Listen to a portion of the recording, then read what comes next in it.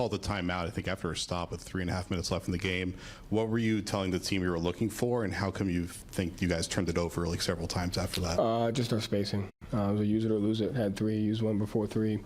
Got to our spacing. Floor wasn't balanced, and they were able to shift off of us.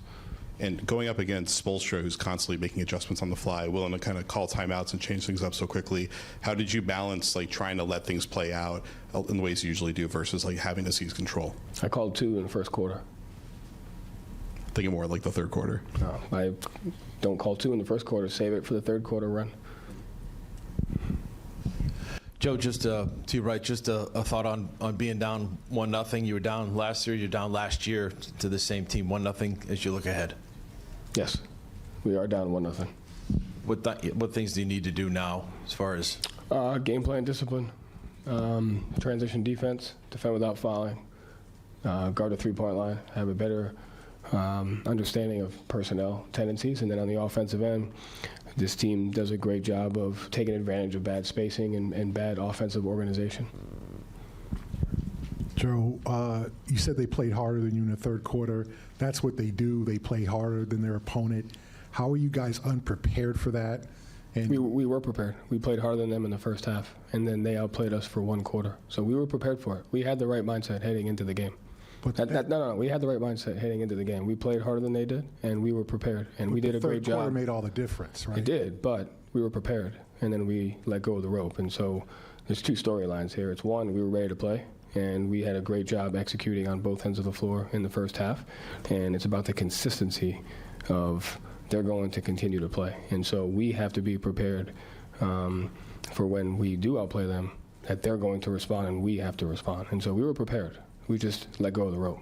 Yeah, why did you let go of the rope? I don't know. It's a great question. And that's what we have to figure out. But it came from our attention to detail. But we were prepared for the game. We were prepared for them, and our guys came out and played. And then we have to be better in the third quarter.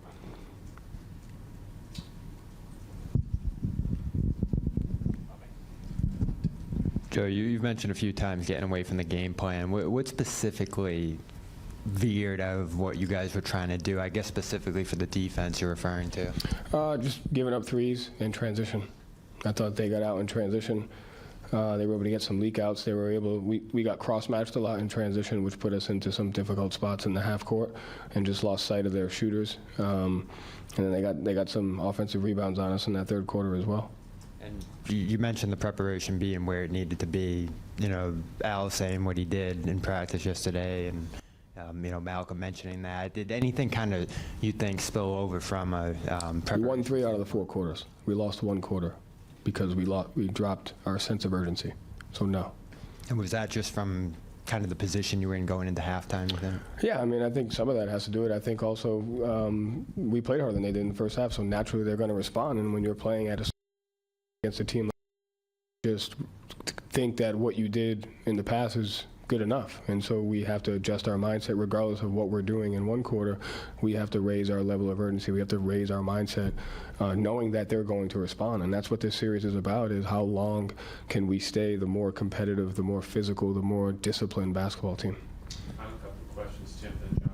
You mentioned personnel tendencies a couple times. There were a couple times where you guys doubled on to Jimmy, and he was able to get guys to threes. Is that sort of what you were looking for in terms of trying to get the ball out of his hands, or was that more of the latter of kind of losing track of shooters on the perimeter? I think it was just like there's always freedom to make plays, you know. And I think if a possession kind of warrants an opportunity to make a play, you try and go and make it. And so I think on those couple ones you're talking about, we just tried to make a play and it didn't go our way. Yeah, but some of the threes are like the catch and shoot ones for Strus, the transition for Lyra, the transition for Love, the Vincent ones. You know, those are the ones that you got to work to take away. And you mentioned spacing as an issue down the stretch. The ball movement was obviously really good in the first half. I think Mark said 10 assists. You guys had 15. Obviously fewer in the second half. Was there anything specific Miami did, or was that more of you guys getting away from what you were doing in the first half? I mean, I obviously think they played harder. I think they give up 40 points in the paint in the first half. They're going to make an adjustment. But I thought because we couldn't get stops in the third quarter, we weren't able to get out and get them cross-matched and get them into 5-on-4 situations, you know. Joe, you talk about let go of the rope. That has been a pretty consistent thing throughout the course of the season. You guys have multiple instances of that. Why haven't you, now in the Eastern Conference Final, why haven't you guys been able to break that habit?